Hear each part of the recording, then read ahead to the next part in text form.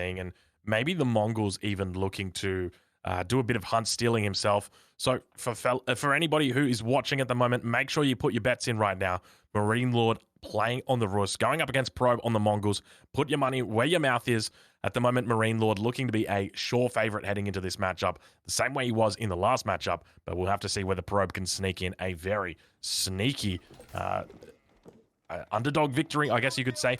Now, we're going to take a look at the players as they spawn in. We've got MarineLorD, who spawns down towards the south of the map. He is going to be playing the Holy Roman Empire in our... Oh, sorry, I apologize. Playing the Rus in the color blue, and his opponent, Probe, who spawns in the north of the map and plays the Mongols on the color red. That architecture is very similar to the Holy Roman Empire and the Rus. I think it might be the same same architecture that they use. No, actually, it's not. I don't know what I'm thinking. Anyway, let's move on. Lidicor, how you doing? How you feeling about this matchup? Who's gonna be victorious here? Oh, look at that start at the beginning for MarineLorD immediately. I actually like Mongols more than the Rus, but if MarineLorD has a start like that, you can't help but smile. He already has 80 bounty, and that's 75 gold coming in here in the form of free wolves. Yeah, that's a huge amount of bounty that he's going to be able to pull, lure underneath his town center. And part of the reason why the Rus are so good on this map is not just the trees, but it's also the wolves. So there does seem like there's more wolves that do spawn on this map. Looking at Probe, he actually went for a scout here from his town center before the stable was dropped, so he knows exactly he needs to kill the Huntables as fast as possible. And as we discussed it many times during EGC Genesis, the Khan does a lot less damage against Huntables, so it's very, very difficult to just go and kill the Huntables before the Mongol player or before the Rus player does, using only your Khan. Yeah, now take a look at this bounty up towards the north. If MarineLorD can get his hands on this, he's going to be such a happy camper. He's got 7 deer here for 70 gold and 2 wolves for 50 gold each. So that's 120 gold sitting right there. He does manage to pick up his second hunt over towards the eastern edge of the map. And so he is a very, very happy player right now, that is for sure. Absolutely. In a 1v1 setup, if you get to tier 2 bounty, that's absolutely amazing, and anything beyond that is just wonderful. So the fact that he's gonna get to like 350 bounty is absolutely amazing for him. Yeah, it's a really, really good point. He is flying right now. He's going to be up at close to 370 bounty here. He does manage to pick up the first wolf. Does he pick up the second one as well? He's got to wake himself up. There we go. It looks like Probe manages to snag away one of those sheep, but MarineLorD's going to get the real bounty, which are those awesome wolves. And picking up another one up towards the north. It looks like he's actually going to have 400 bounty heading into the second age. That is huge. That is enormous. And the thing is that once you get to like 400, you can think about using your knights to kill a boar for 75 gold. And, oh, MarineLorD will try to join one of those. A little bit of a fight. Yeah, a little bit of a fuss coming in right now, but a lot of scouts actually looking to pick these off, and MarineLorD still manages to get one of those wolves, so pretty nice, micro, considering he was outnumbered significantly on that front. Picks up another wolf up towards the north. How many wolves spawn in on this map? It's ridiculous. It's a lot of wolves out there. We do have MarineLorD on the way to Feudal Age with the Golden Gate, which will allow him to buy stone for a second town center. He has an insane amount of gold, all from the bounty, so he didn't even touch that gold mine just yet. Whereas on the other side, Probe, of course, going for a couple of scouts at the beginning means that he's going to be much slower to Feudal Age. Yeah, that's a really good point. Now, one of the things to note is that MarineLorD's got a couple of options when he is playing on this map, or just in general as the Rus. I'm expecting that we are going to be seeing out of him some sort of fast castle, though I really wouldn't be surprised, as we do get a little bit of an FPS drop, or at least I'm getting a little bit of an FPS drop right there, Lidicor. Players... so the main thing that I'm thinking about for him is that the Rus, typically they're going to want to be doing that fast castle. They're going to want to be getting up to that third age and looking to secure a food source in the early game. Now, obviously, he's going up with the Golden Gate, so it means he could potentially look at dropping down a second town center as well. That is an option available to him. But looking at his early game macro, it doesn't look like he's on wood at all, so probably just going to be sticking with a fast castle or something similar at this stage. Looks like we have a defensive tower up here for MarineLorD. Not only will this help to protect the wood line, it also boosts the amount of resources you drop off at the lumber camp, so the eco-efficiency here for MarineLorD will be nice, although one thing I'm noticing is that he has very, very limited amount of sheep to work with, so scouts hunting should be mandatory here. Yeah, professional scouts now going to be coming in for MarineLorD, as we did expect. Probe still sitting in Age 1. Now, it's important to note there's no way for these players to accelerate their professional scouts. They are coming through as quickly as possible. And with Probe being so far behind on his second age, it means that MarineLorD's going to have a decent timing window to potentially snag away the hunts of his opponent. Indeed, as you said, especially these two on the right side, these are fairly safe, fairly close, and it looks like MarineLorD is going to start out with that. So, Probe won't be able to lame his opponent's hunt with the Mongols like MarineLorD did in the first game.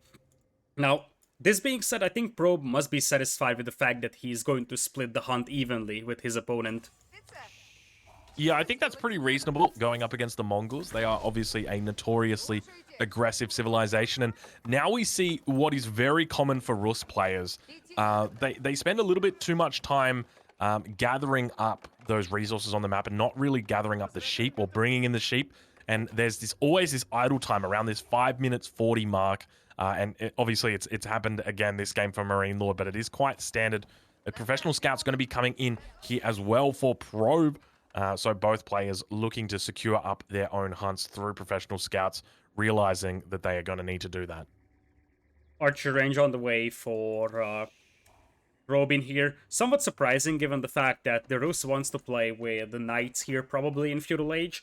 So you probably want the barracks quite early, but as things stand, it looks like we're in for a fairly peaceful Feudal Age, which should help the Mongols quite a bit establish a pretty decent force. Yeah, I wouldn't be surprised at this point. If we're able to take a look at MarineLorD's, how many tickets does he have on that Golden Gate? Oh, he actually just sold something for gold. So he's got one supply at the moment. So definitely could be looking to balance his economy and look towards that fast castle. It definitely looks like he's heading up that way. No military production out yet. We do see players often go for just a single stable and a single early knight. And the reason why would just be to secure those boar kills. But we can see that there are two boars out on the map, both of them roaming around at the moment, having a pretty decent time and not being killed off yet by the Rus player. Now, MarineLorD is indeed using his food and the Golden Gate to get the gold himself. That's a smart idea. So he has gotten professional scouts and villager hunting as well. So his food income is great. And you can convert 100 food to 150 gold using the Golden Gate. Alternatively, he's not using his wood as well, so he could sell his wood, and it looks like he's selling that first. But if he starts floating food, he's going to start selling that as well. Yeah, it's a really nice landmark to be able to balance your economy out with. And you can do that intentionally or you can do that unintentionally, meaning that you can sort of play it intentionally, like you mentioned, Lidicor, gathering more food than you need and then selling it. Or if you're not, the best at macro, you can use it to unintentionally balance out your economy if you assign too many villagers to food unintentionally. But MarineLorD now going to be bringing in some more deer carcasses. It looks like he's brought in all of the deer that were out there because we can see that those icons have now disappeared off the minimap. A single hunt remains on the map, and we'll see if MarineLorD goes over to snipe a few extra deer that he isn't welcome to.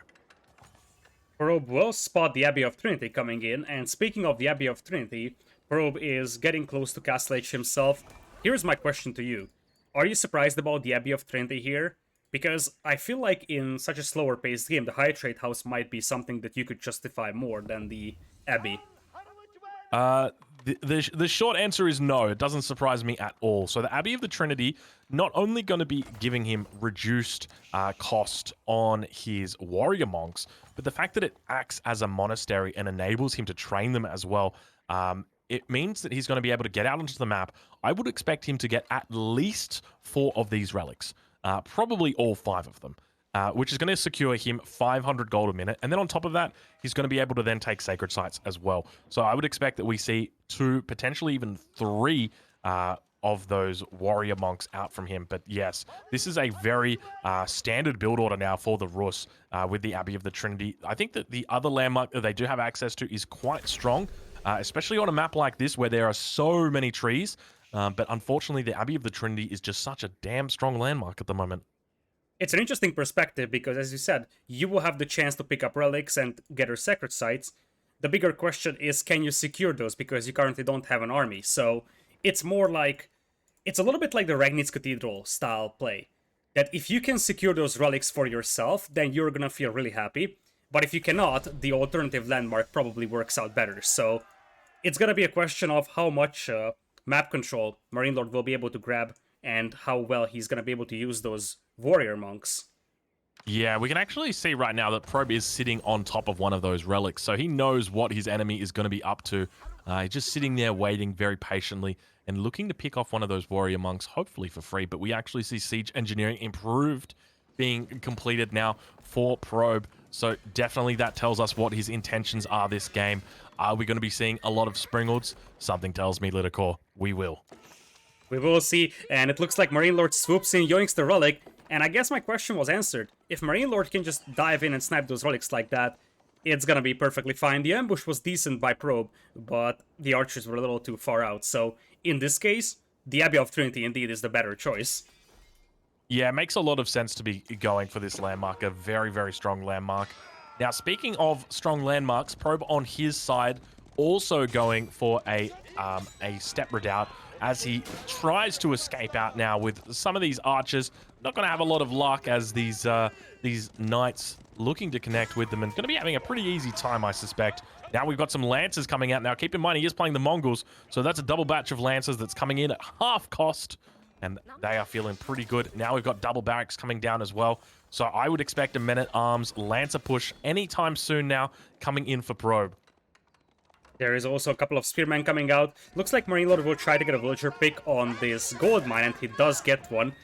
But I feel like the problem now for MarineLorD could be production. He's on double stables, and that's it. Whereas his opponent will be on triple barracks, plus double stables, and of course, the double training. You are indeed correct. And this is the window that all of those Mongol players look to hit. It is that early 13, 14-minute window where there's going to be lancers out attacking villages. There's going to be men-at-arms on the front line that are working their way in. And then they begin to build up the Springald. And, you know, it's going to be so damn difficult for MarineLorD to hold on. So I'm curious to see if he's going to be able to outdo Probe here on this front. But I say right now, I would be very surprised if he's able to hold this. Yeah, he's gonna have to raid, just like Probe did in the first game. Try to use the mobility of those knights and force the Mongol player to defend, and that could be a couple of villagers that here.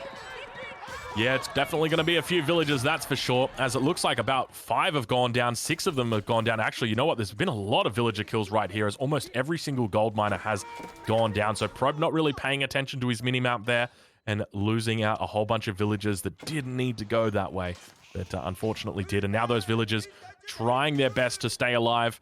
But definitely, I think MarineLorD has worked out a decent counter here to Probe. And that is that you stop the Mongol economy, and obviously you stop the units. Now, by the same token, MarineLorD going to get raided here on the backside. Looks like he was trying to put down a stable, but he might have forgotten about it, at least at the moment. Actually, he did put it down, and it looks like we might have a Wallalol coming in here any second. We'll see if they manage to do that. Ooh, it looks like he got stuck right there, Litakor. Unfortunate timing. Yeah, that's very unfortunate. So currently, Probe is at 39 villagers, MarineLorD is at 42. That's just the villager kill difference out there. Now, the problem for Probe, or for MarineLorD, excuse me, is that he's at 19 army and many of his units are battered. Whereas on the other side, Probe is at 25 and increasing. Yeah, and he continues to make siege down here towards the south, just out over on the west of MarineLorD's base. He is building up quite a little force out here. MarineLorD is aware of it. He does become alerted to it through these Springalds that begin to attack, but more and more units now beginning to cross out over onto the map, and that scout managing to survive with 2 HP. Going to be able to continue to provide that all-important information throughout the game. One of the things that the warrior monks will give you is a chance to heal up your units, and you see, this force is very battered here for MarineLorD, so he desperately needs that healing. The question is, does he have time for that? Because here comes the push from Probe. Yeah, this is going to be a difficult push for him to stop right now. because the double battering ram is really going to be able to focus down those production buildings, and at the same time, he's going to be able to reinforce with Springles on this front line. Now, keep in mind, Probe doesn't have a lot of gold mining villages at the moment. Those are rookie numbers. He's only got 4 down there. He needs to be upping those. I'd love to see at least 10 villages down here on the gold and just really help him continue to reinforce at this front. Now picking up that raid bounty, going to be able to drop down another Springald, but here we've got a little bit of a push coming in from the north side.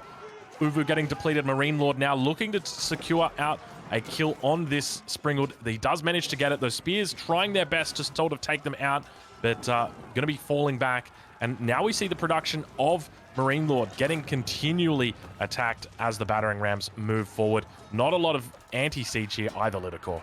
Not a lot of anti-siege, and every building that gets set on fire is plus 50 food and gold for Probe, so he didn't have a lot of gold miners, but with the step redoubt plus that bounty, it's a completely different story.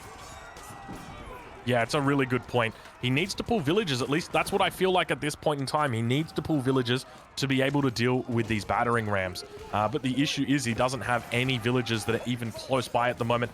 Diving underneath the town center, I feel like it might be a bit of an overextension here from Probe. He is falling back away from his all-important units that are on the front line and really looks to have lost out the majority of his push here. Definitely seems like he's running out of steam. He is running out of steam here. The thing is that he mostly was spearman, and the archers picked off the spears, and as you said, he didn't have a good gold income, so he didn't really have a lot of lancers for him. On the other hand, he did quite a lot of damage to the base of MarineLorD here, so I still think that he's fighting from an advantageous position. Yeah, I think you might be right there. I'd be curious to see how this game unfolds, but I would definitely say from here, MarineLorD has a significant advantage. He has held this push. Now, this is the death push. It's not necessarily an all-in, okay? So MarineLorD, you know, still isn't out of the woods just yet, so to speak, on this map. But by the same token, he is definitely looking very strong. It all came back to that raid. That single raid has really put Probe in a difficult spot. It's made him a little bit cautious of this gold mine. He's always scared. He's always leaving villagers that are out here, or rather spears that are out here trying to protect this gold mine. And now you can see that, you know, just the hesitation he's got in moving out of his base.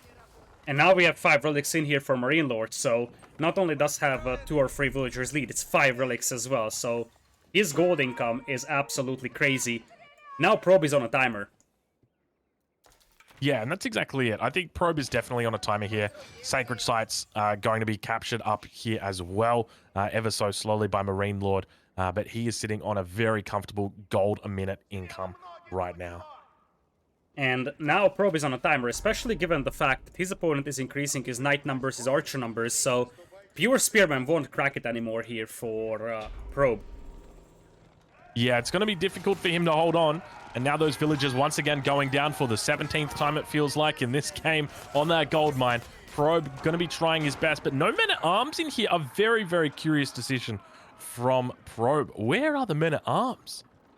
They are just nowhere to be found, and while they wouldn't perform great against the knights, they would at least help absorb the damage from the archers. And you see, MarineLorD is already moving towards the sacred sites. He's going to have 2, which will not only give him the chance to grab the 3rd one and start the countdown, it also gives him a very, very nice trickle of gold. So currently, MarineLorD could get an insane amount of gold even without mining any. Yeah, that's exactly it. So he's sitting right now at 800 gold a minute passive. Or sorry, 700 gold a minute passive. But going to be looking to push that up to 800 gold a minute. And now these spears chasing away these knights. Do we see any men-at-arms yet? I'm curious whether he's worked it out that he needs to be making men-at-arms. Finally, we see men-at-arms coming out. Jeez, I was worried about that poor Probe guy. But now, if he can build up a decent mass of Springalds together with men-at-arms, he can still win this game very easily. I totally agree. You still have to be cautious about the Mongols swarming you. And the thing is that the army of MarineLorD isn't huge. It's just the fact that he was able to pick off all the spearmen. But the Mongols need to be the aggressor here, otherwise the knights will just raid them to death. Yeah, that's a really decent point. One of the things to note is that obviously Mongols, they're all over the map, but we even see over here towards the north, Probe just sort of, or rather over towards the east, just going to be trying to nullify this sacred site and not going to be having a lot of luck there as he does look to evacuate. So I think the question is, where to from here? Where do the players look from here? Because Probe has managed to catch up in score relatively well. He's sitting about 400 away, 500 away from his enemy. Is that a decent enough position for him to be able to claw back into this Lidocor? I think he needs to take it on a step-by-step basis. First, take the Sacred Side back, and then I think he needs to look to force a decisive engagement in which he's gonna be able to destroy MarineLorD's army, so he can start pushing his opponent and compensate for that otherwise much weaker resource income. Yeah, take a look at how much gold MarineLord's sitting on at the moment. He's got 2 villages on gold, and he's stacking up 1,600. He had more than 2,000 just a moment ago. So he's having a very good time. And look at these constant raids coming in from MarineLord, really demonstrating why, at the moment, he sits at rank 1 on the ladder. He is having an absolutely great field day out here. Just villages for breakfast every single day for these knights. Exactly, and this is what Probe tried to do in the Arabia game against MarineLord as well. The difference was that MarineLord was able to get a good push in before those night raids really could materialize. Now Probe going to be sitting in the middle of the map, just camping on this sacred site. A couple of units out here, but more raids coming up towards the base of Probe. Again, he's going to be under attack. A villager going down and just... What's the villager count at the moment? Can we get a quick tally on the villager count? We got 61 for MarineLord and 49 for Probe. So take that 61 and then multiply it by how much? Because he's got these 5 relics here. He's got the double sacred site as well, or at least a double sacred site. No, sorry, single sacred site. So 600 gold a minute. I think that works out to be about 15 villagers. So he's sitting on a very comfortable villager lead at the moment. Probably about 25 villagers at this point. Yeah, it starts to become a now or never type situation for Probe, as it looks like the raids are once again coming in by MarineLord. Probe has the Springolds, but he still needs something. On the bright side of things, he doesn't need to push this right side, he just needs to destroy these 3 landmarks and he wins the game. Yeah, that's a great point. Now, one thing to note as well is that we've also got a town center coming down from MarineLord, and Probe once again going to be losing villagers on these gold mines. It just feels terrible playing up against these heavy raiding civs when you've got no walls. And that's one of the consequences of picking Mongols. The longer this game goes on, the more raids you're going to be exposed to, and the more difficult your enemy is going to, or rather you're going to be having, as all of those villagers outside the town center can't actually get inside because there's no space in the town center left. One of the villagers has managed to escape from the town center, and MarineLord says, hey man, come on, let's do it. Did I just see 30 villagers remain right now for Probe? Okay, I think this game might be over. Yeah, it's a now or never, but that's a lot of archers, and we do have some men-at-arms, but that is by far not enough to fight that many archers. This should be game here for MarineLord. Yeah, he is looking to push in here. He might be able to take down this town center, but I got a feeling he's probably not going to be able to take down all 3 of these landmarks. Now, obviously, there's also these decent... not battering rams, rather the Springolds on the back line, but now he's got to wake up. Probe does. He's still continuing to siege down this town center. Probe needs to get his units over here, needs to stop these Springolds from being burnt down. It doesn't look like he's got the movement speed upgrade. Also hasn't got the deer stones moving out here super duper early. The Khan going to be going down. A lot of the units here for the Mongol player are going to be going down, and it looks like MarineLord is able to hold on here. And I do suspect good game is probably going to get called any second, because this push has finally come to shove, and it looks like Probe has been well and truly pushed over. Indeed, there goes the game. MarineLord takes it, and if we would have to summarize why he just won this one, it's just one word: raids.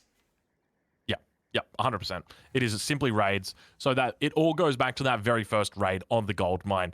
That is really what did it, because that prevented a significant amount of Springolds from being made. And there you can see that villager drop. We can't hover over the exact number, but you can just see how big it is. And then that final raid at the end, it's absolutely massive. So MarineLord really demonstrating his prowess there on the Rus civilization. And the other thing is the failed push that you were talking about. You see, there was a massive push here that we saw as a bit of an overextension, and it turns out that it indeed was an overextension, because Probe just lost most of his army, so he couldn't defend against those raids. If you take a look at this one, this is like at the 16-minute mark, and that's the time where the raids start to intensify. Yeah, that's exactly it. So you can just see him losing villager after villager after villager, but it really all comes back down to that very first raid, because it felt like Probe was just too scared to go and get gold thereafter.